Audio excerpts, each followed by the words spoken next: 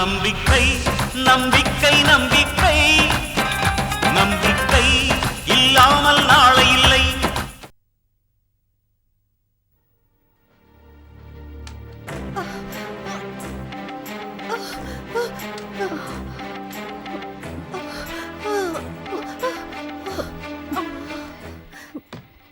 என்னம்மா என்னாச்சு?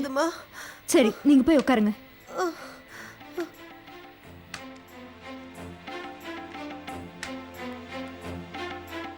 நல்ல வேலைங்க, நான் போய் பிடிக்காம இருந்திருந்தா அந்த அம்மா இந்நேரம் கீழே விழுந்திருப்பாங்க.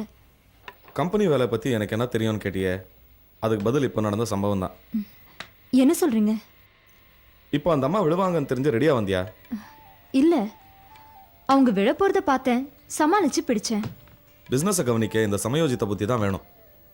எந்த நேரத்தில் என்ன பிரச்சனை வந்தாலும் சமாளிக்க தெரியணும். இது பிஸ்னஸில் மட்டும் இல்லை ஜெயந்தி, வாழ்க்கைக்கும் பொருந்தும். வா.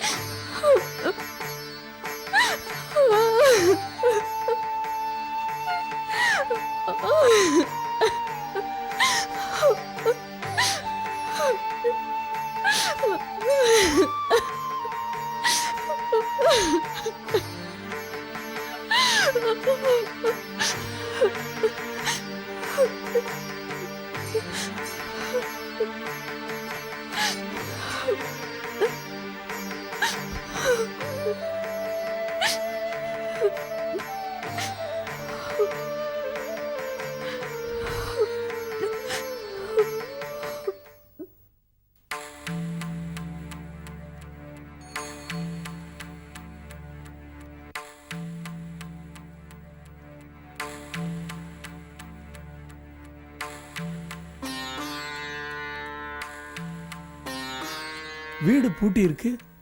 ஜெயந்தி எங்க போயிருப்பா? அம்மா விஜயா. என்னங்கய்யா? இங்க வாமா.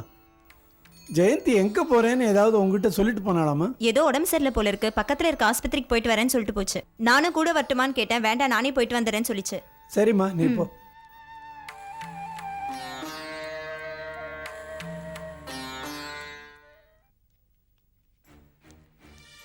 சார், என் மக ஜெயந்தி இங்க வந்தாளா? ஜெயந்தியா? ம்.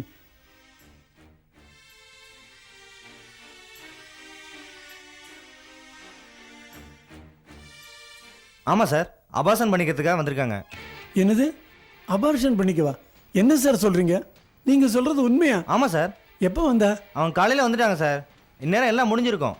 நீங்கள் உள்ளே போய் பாருங்க.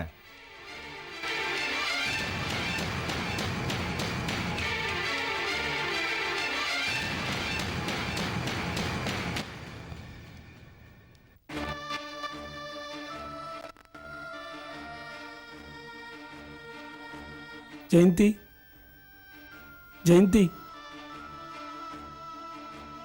சிஸ்டர், ஜெயந்திக்கு என்னாச்சு? டாக்டர் அம்மா இப்பதான் சார் ஊசி போட்டாங்க, அதனால தான் அசந்து தூங்குறாங்க.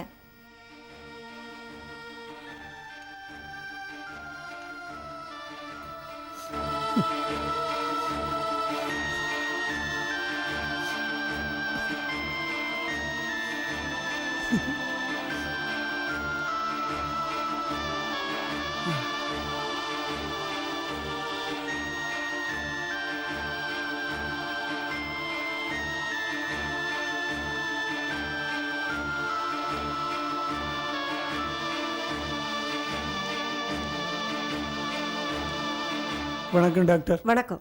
ஜெயந்திக்கு எப்படி இருக்கு? நானே உங்களை கூப்பிட்டு கேட்கலான்னு நினச்சேன். அவங்களுக்கு என்ன ப்ராப்ளம்? அவங்க புருஷனால ஏதாவது பிரச்சனையா, இல்லை வீட்டில் வேற யாருனாலையாவது பிரச்சனையா? அப்படியெல்லாம் ஒன்றும் இல்லையே டாக்டர், ஏன் இதையெல்லாம் கேட்குறீங்க? பொதுவாக அபார்ஷன் பண்ண வரவங்க கூட அம்மா வருவாங்க, இல்லை ஹஸ்பண்ட் வருவாங்க, இல்லை நெருங்கின சொந்தக்காரங்க யாராவது வருவாங்க. ஜெயந்தி தனியாக வந்து அபார்ஷன் பண்ணணும்னு சொன்னதுமே எனக்கு சந்தேகமாயிடுச்சு. ஜெயந்தி அவசரப்பட்டுட்டா டாக்டர். அவள் இந்த மாதிரி முடிவு எடுத்திருக்க கூடாது. என் மாப்பிள்ளை வந்து கேட்டா நான் என்ன பதில் சொல்லுவேன்? நீங்க நினைக்கிற மாதிரி எதுவுமே நடக்கல ராமையா. என்ன டாக்டர் சொல்றீங்க? ஆமா, ஜெயந்தியால ஒரே ஒரு முறை தான் கருத்தரிக்க முடியும்னு நான் தானே செக் பண்ணி சொன்னேன். சும்மா தான் படுத்திருக்காங்க, அவங்க நல்லா தூங்கட்டுமேன்னு ஊசி போட்டிருக்கேன்.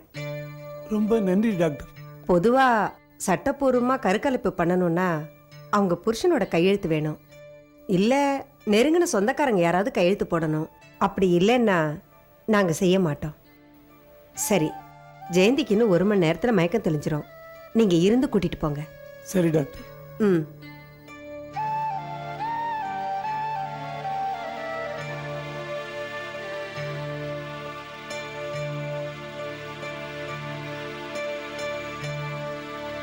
ஏம்மா திடீர்னு இப்படி ஒரு முடிவுக்கு வந்த? நல்லா யோசிச்சுதான்ப்பா போனேன். இல்லைம்மா, நீ அவசரப்பட்டுட்ட. உன்னால ஒரு குழந்தை தான் பெற்றுக்க முடியும்னு அன்னைக்கு டாக்டர்மா சொல்லலையா? அதை மறந்துட்டியா? என் வாழ்க்கை இப்ப கேள்விக்குறியா இருக்கேப்பா. அன்னைக்கு அத்தை கிட்ட பட்ட அவமானம் போதாதா? கர்ப்பமா இருக்கிற எந்த பொண்ணுக்கும் அவ புருஷன் பக்கத்துல இருந்தாதான்ப்பா அவளுக்கு மதிப்பு. சிந்தாமணி அம்மா சொன்னதை நீ இன்னும் மறக்கலையாம்மா? எப்பவும் நல்லவங்க சொல்றது தாம்மா நாம எடுத்துக்கணும். தேள் கொட்டிடுச்சேன்னு வருத்தப்படத்துல பிரயோஜனம் இல்லை. கொட்டுறது தேளோட குணம். அந்த அம்மா சொன்னதை மனசுல வச்சு குழந்தையே பெத்துக்க வேண்டாம்னு முடிவு பண்ணிட்டியம்மா. அத்தை பேசினது மட்டும் காரணம் இல்லப்பா. அவர் எப்படியாவது திரும்பி வந்துருவாருங்கிற நம்பிக்கை எனக்கு இருக்கு. அதனாலதான் நான் என் உயிரை புடிச்சிட்டு வாழ்ந்துட்டு இருக்கேன். ஒருவேளை எல்லாரும் பயப்படுற மாதிரி அவருக்கு ஏதாவது ஒன்று ஆயிருந்தா அடுத்த நிமிஷம் நான் உயிரோடு இருக்க மாட்டேப்பா.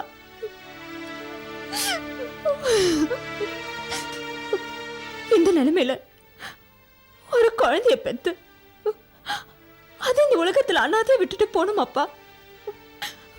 நாளைக்கு என் குழந்தை அனாதையா தெருவுல சுத்துறதை விட அது கருவழிய அழிச்சிடுது நல்லதானப்பா. உனக்கு அப்படியெல்லாம் எதுவும் ஆகாதும்மா. உன் புருஷன் உருவத்தில் அந்த குழந்தைய கொஞ்சம் நினைச்சு பாருமா. அப்புறம் அதை அழிக்கணுங்கிற எண்ணமே உனக்கு வராது. குழந்தை அழிக்கணுங்கிற எண்ணம் எந்த பொண்ணுக்குமே ஏற்படாதுப்பா. இப்ப என் நிலைமை அப்படி இருக்கு. நான் வாழ்ற வாழ்க்கைக்கு என்ன அர்த்தம்னு எனக்கு புரியலப்பா. நான் வைக்கிற பொட்டுக்கு அர்த்தம் இருக்கா இல்லையான்னு கூட எனக்கு தெரியல. விட தெரியாத கேள்வியா நான் இன்னைக்கு நிக்கிறேன்ப்பா. இந்த கேள்விக்கு நிச்சயமா நல்ல பதில் கிடைக்குமா. எந்த இரவும் விடியக்கூடியதுதான். தைரியமா இருமா. கடவுள் ஒரு நாளும் உன்னை கைவிட மாட்டார்.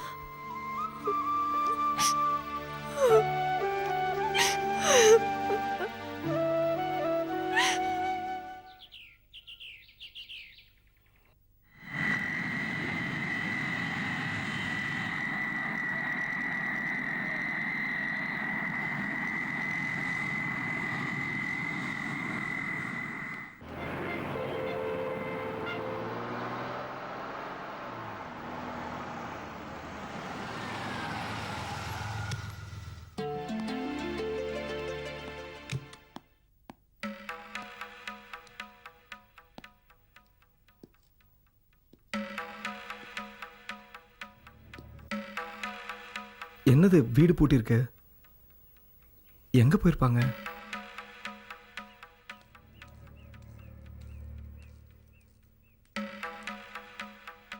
ஏப்பா பிரேம், எப்போ வந்த? இப்பதான் வரேன். நீங்க எப்படி இருக்கீங்க? நான் நல்லா இருக்கேன். அப்பாவும் தங்கச்சியும் பார்க்கலான்னு அவசர அவசரமா வந்தேன். வீடு பூட்டிருக்கு.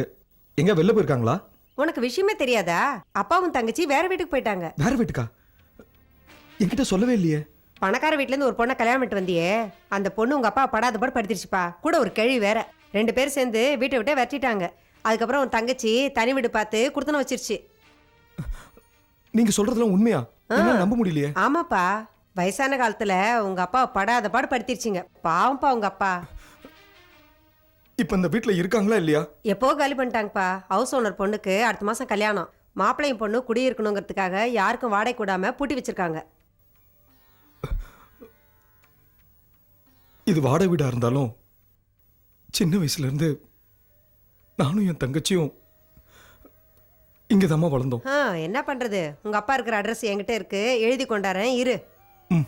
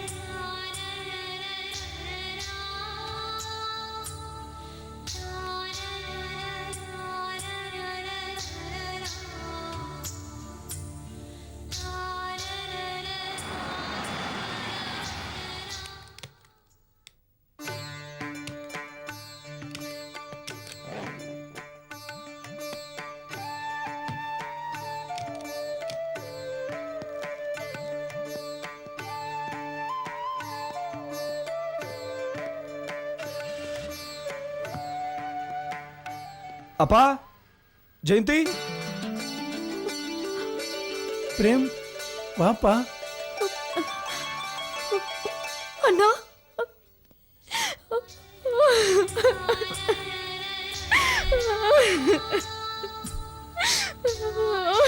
ஜெயந்தி அழாதம்மா, நீ அழக்கூடாது. அதான் அண்ணன் வந்துட்டான்ல, இனிமே நான் பாத்துக்கிறேன். பயப்படாதம்மா. டே பிரேம், நான் வேண்டான்னு சொல்லி ஏன்டா திடீர்னு புறப்பட்டு வந்தேன்?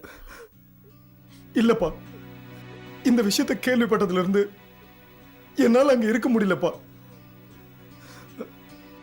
என்னப்பா ஆச்சு? வசந்த் அப்படி எங்கதான் போனாரு? ஜெயந்தி கிட்ட கூட சொல்ல முடியாத அளவுக்கு அப்படி என்னப்பா பிரச்சனை? அதுதான்டா எனக்கும் புரியல. மாப்பிள்ளையோட டெக்ஸ்டைல் யூனிட் தீப்பிடிச்சு எரிஞ்சு போச்சு. அது சம்மந்தமாக அவங்க இன்சூரன்ஸ் கம்பெனி மேலே போட்ட கேஸும் தோற்று போச்சு. தொடர்ந்து பிஸ்னஸில் ஏற்பட்ட தோல்வியில் மாப்பிள்ளை மனசு வெறுத்து எங்கேயோ போயிட்டு தான் சிந்தாமணி அம்மா சொல்கிறாங்க. வசந்த் இதுக்கெல்லாம் பயந்துக்கிட்டு போற ஆள் இல்லப்பா. யூனியன் சம்மந்தப்பட்ட சில ஆளுங்க மாப்பிள்ளையை கத்தியால் குத்தி ஆற்றுல வீசிட்டு தான் போலீஸில் ஸ்டேட்மெண்ட் கொடுத்துருக்காங்கப்பா. எது பொய் எது உண்மைன்னு எங்களால் புரிஞ்சிக்க முடியலப்பா. கவலைப்படாதீங்கப்பா, வசந்துக்கு ஒன்றும் இருக்காது. அழாதம்மா, அவர் எங்க இருந்தாலும் பத்திரமா தான் இருப்பார். கூடிய சீக்கிரம் அவர் எங்க இருக்காரு நான் கண்டுபிடிக்கிறேன். ஆமா, நாம இருந்த வீட்டை விட்டுட்டு எதுக்குப்பா இங்க வந்திருக்கீங்க? அது எங்கள் 2 பேருக்கும் அவ்வளோ பெரிய வீடு எதுக்குப்பா? இங்கே வாடகையும் கம்மி, அதனால தான் இங்கே வந்துட்டோம். போய் சொல்லாதீங்கப்பா. அருண் உங்களை டார்ச்சர் பண்ணியிருக்கா. அந்த டார்ச்சர் தாங்க முடியாம தான் ஜெயந்தி கொண்டு வந்து உங்களை இங்க வச்சிருக்கா. அதெல்லாம் ஒன்றும் இல்லைப்பா, நாங்களாக தான் இங்கே வந்தோம். போய் சொல்லாதீங்கப்பா. நான் பழைய வீட்டுக்கு போயிட்டு தான் வரேன். இங்க இவ்வளோ விஷயம் நடந்திருக்கு, ஆனா நீங்க யாரும் எனக்கு அதை தெரியப்படுத்தல. வீட்டை காலி பண்ணிட்டு வந்திருக்கீங்க, அது கூட எனக்கு சொல்லல. இல்ல நீயே பாவம் எங்களை விட்டு பிரிஞ்சு தனியாக இருக்க. இந்த சின்ன சின்ன விஷயங்கள் உன் மனசை பாதிக்க வேண்டான்னு தான்ப்பா சொல்லலை. வீட்டை விட்டு காலி பண்ற அளவுக்கு டார்ச்சர் பண்ணிருக்கா. இதுவாப்பா சின்ன சின்ன பிரச்சனை? முதல்ல மாப்பிள்ளையை தேடி கண்டுபிடிக்கிறேன்.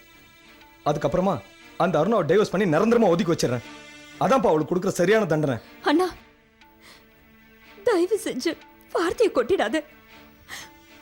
புருஷன் இல்லாம ஒரு பொண்ணு எவ்வளவு கஷ்டப்படுவான்னு நான் இப்ப அனுபவிச்சுட்டு இருக்கேன். அந்த நிலைமை அன்னைக்கும் வர வேண்டாம். நீ நல்லவமா, ஆனா அருணா அப்படி இல்லையே. அன்னி பாவம்னா சின்ன பொண்ணு, கஷ்டம்னா என்னன்னு தெரியாம வளர்ந்தவங்க. என்ன செய்யணும்னு தெரியாம சில தவறுகளை அவங்க பண்ணிருக்கலாம்.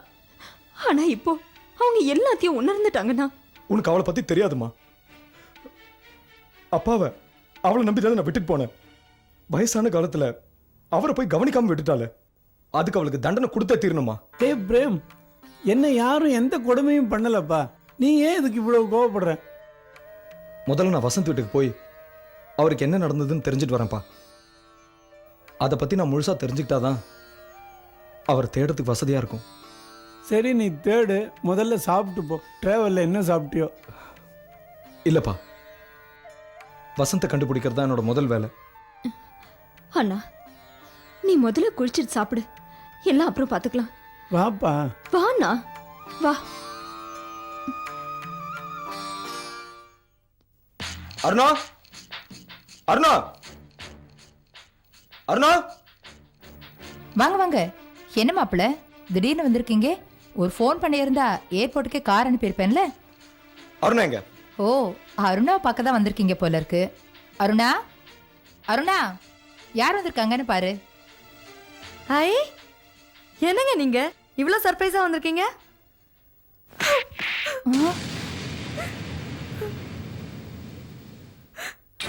மாப்பிள்ள, என்ன இது? கை உங்குற பழக்கம்லாம் எங்க இருந்து வந்துச்சு? என் பொண்ணை அடிக்கணும்னு தான் இவ்வளவு தூரம் புறப்பட்டு வந்தீங்களா? பொண்ணு நல்லா இருக்கணும்னு நினைக்கிறவ தான் தாய். அவளுக்கு நல்லதை மட்டும்தான் கத்து தரணும். இந்த மாதிரி பணக்கார திமிரு இருக்கக்கூடாது. அப்படி இருந்தா சொந்த பந்தங்க எல்லாத்தையும் விட்டுட்டு பணத்தை கட்டிக்கிட்டு தான் வாழணும். மாப்பிள்ள, வெளிநாட்டுக்கு போயிட்டு வந்தும் கூட இன்னும் இந்த பழைய சம்பிரதாயங்கள்லாம் உங்களை விட்டு போகலையா? பணம் சம்பாதிக்க வக்கு இல்லாதவங்க தான் இப்படி வேதாந்தெல்லாம் பேசிட்டு தெரிவாங்க.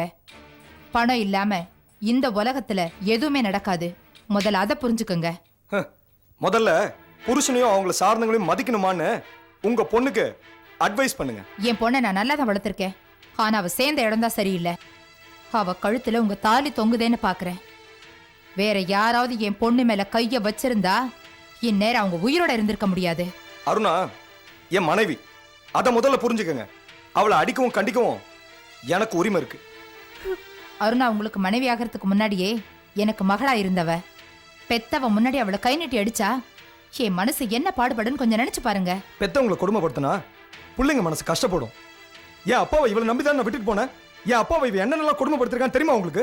ராமையாவும் இவளை கொடுமைப்படுத்திருக்கார் மாப்ள. முதல்ல இந்த மாதிரி ஒரு பேர் சொல்றதை நிறுத்துங்க.